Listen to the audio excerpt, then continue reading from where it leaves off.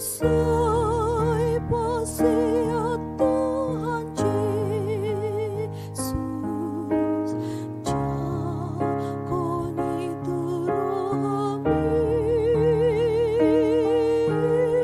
nung atiki parasi, yan so tung jolo salpui.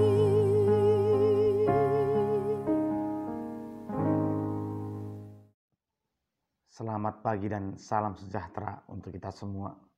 Bapak Ibu saudara terkasih, di pagi hari ini kita kembali berjumpa untuk mendengarkan firman Tuhan tentang pencobaan dalam diri manusia. Marilah kita berdoa. Terima kasih ya Tuhan, kami bersyukur di pagi hari ini untuk penyertaan Tuhan dan berkat Tuhan setiap hari. Kami akan mendengarkan firman-Mu, berkati kami Tuhan. Di dalam nama Anak Yesus Kristus kami berdoa. Amin. Firman Tuhan tertulis di 1 Korintus pasal 10 ayat 13.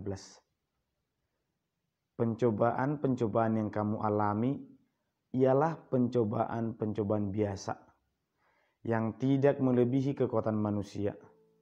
Sebab Allah setia dan karena itu Ia tidak akan membiarkan kamu dicobai melampaui kekuatanmu. Pada waktu kamu dicobai, Ia akan memberikan kepadamu jalan keluar, sehingga kamu dapat menanggungnya. Hola pangujunan na patut di jolma do nau mangunai tuhamu. Haposa do de bata, dangan dolason nahamu ujunan lubisyan gugumuna. Ibana na paroho pangujunani laus ibana do mabain hapateanna asa tartaun hamu. Demikian pembacaan firman Tuhan. Bapak Ibu saudara terkasih, sepertinya jika membaca firman Tuhan ini kita akan diarahkan kepada sebuah kenyataan bahwa manusia tidak akan lepas dari pencobaan atau masalah. Bahkan mungkin setiap hari manusia itu selalu menghadapi masalah yang berbeda-beda. Ada mungkin masalah yang biasa saja, ada masalah yang berat. Tetapi banyak dari orang-orang yang bergumul menghadapi masalah ini justru gagal ataupun mungkin marah, semakin menjauh dari Tuhan, atau kadang-kadang ada yang mengakhiri hidupnya. Negara Jepang itu termasuk negara yang sangat pintar, tapi beberapa tahun yang lalu dalam menghadapi masalah di sana adalah mengakhiri hidup. Seakan-akan itu adalah solusi terbaik ketika seseorang bergumul. Sekarang ada hal yang berubah. Solusi untuk menghadapi masalah di sana adalah menghilangkan identitas, sehingga kita akan lahir ataupun keluar dari rumah dengan identitas yang baru yang orang tidak ketahui.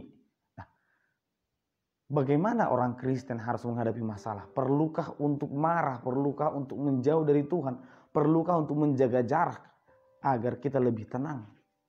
Oleh karena itulah firman Tuhan berkata kepada semua orang percaya agar kita mampu memahami diri kita sebagai manusia dalam menghadapi masalah. Masalah itu tidak akan melebihi kemampuan. Itu perkataan firman Tuhan. Masalah itu tidak akan melebihi kemampuan. Kenyataannya banyak orang yang berkata, aku tidak sanggup lagi Tuhan. Masalah ini terlalu besar Tuhan. Itu berarti ada sesuatu hal yang harus dipahami oleh manusia tentang masalah yang dihadapi. Yang pertama adalah manusia hendaknya tidak menambah persoalan dalam hidupnya. Kita tahu ini adalah persoalan yang besar. Dan kita tahu itu persoalan yang berat, yang sulit untuk kita hadapi. Tetapi terkadang kita mau menambah persoalan kita, menambah beban kita.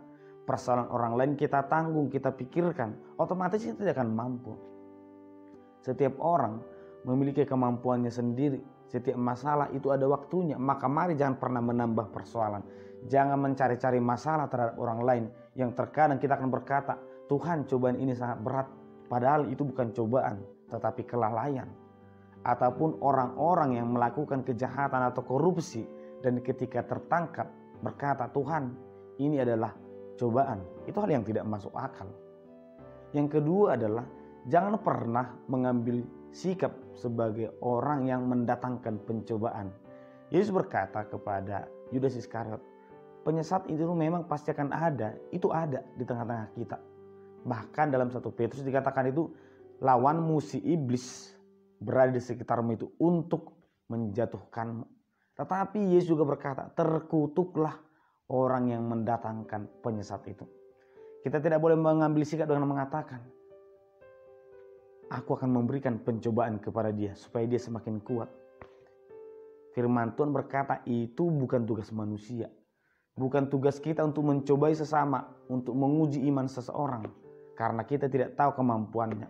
Oleh karena itu kita tidak boleh mengambil sikap sebagai orang yang mendatangkan pencobaan. Dan yang ketiga adalah firman Tuhan ini tidak berbicara tentang kita seorang diri. Tetapi bagaimana dalam menghadapi masalah kita tetap menjalin hubungan dengan Tuhan. Ini yang paling penting. Sehingga masalah itu tidak aku hadapi sendiri. Tidak kita pikirkan sendiri. Dalam rumah tangga ada dua kepala yang harus menyelesaikan satu masalah. Tetapi dalam hal iman ada kita dan Tuhan untuk menghadapi satu masalah. Oleh karena itu ketika ada pergumulan, mintalah petunjuk kepada Tuhan karena firman Tuhan berkata, pada waktu kamu dicobai, Ia akan memberikan kepadamu jalan keluar. Artinya Bapak Ibu saudara terkasih, masalah itu pasti akan ada. Tapi firman Tuhan mengatakan, kita punya Tuhan yang jauh lebih luar biasa agar kita dimampukan menghadapi masalah itu. Sehingga tidak ada masalah yang besar. Tidak ada masalah yang terlalu sulit jika kita selalu bersama Tuhan. Bapak Ibu saudara terkasih. Oleh karena itu bukan lagi doa kita ataupun permintaan kita, Tuhan jangan datangkan masalah dalam hidupku. Tuhan jauhkan orang-orang yang akan mendatangkan masalah. Bukan itu lagi. Tetapi kita akan berkata, Tuhan tetap sertai aku apapun persoalan hidupku. Aku tahu bahwa aku tidak mampu. Tapi Tuhan akan memampukan aku. Dan percayalah Bapak Ibu saudara terkasih, masalah tidak akan pernah berhenti. Tetapi penyertaan Tuhan juga tidak akan pernah berhenti. Biarlah hidup kita tidak pernah berjalan sendiri.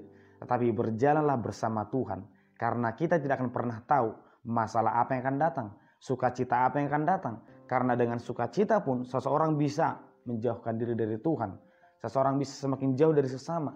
Dengan duka cita atau penderitaan pun seseorang bisa menjauhkan diri dari Tuhan. Oleh karena itu, baik sukacita dan duka cita, mari kita tetap berjalan bersama Tuhan. Amin. Kita berdoa. Terima kasih ya Tuhan, kami bersyukur di pagi hari ini untuk penyertaan Tuhan. Kami bersyukur untuk firman yang selalu memberkati, menerangi hati dan pikiran kami. Biarlah kiranya Tuhan kami tetap berjalan bersama Tuhan. Tidak berjalan sendiri, tidak mengandalkan pikiran kami. Terimalah doa kami dalam nama Yesus Kristus. Kami berdoa dan mengucap syukur. Amin. Anugerah dari Tuhan Yesus Kristus, kasih setia Allah Bapa, dan persekutuan Roh Kudus kiranya menyertai kamu sekalian. Amin.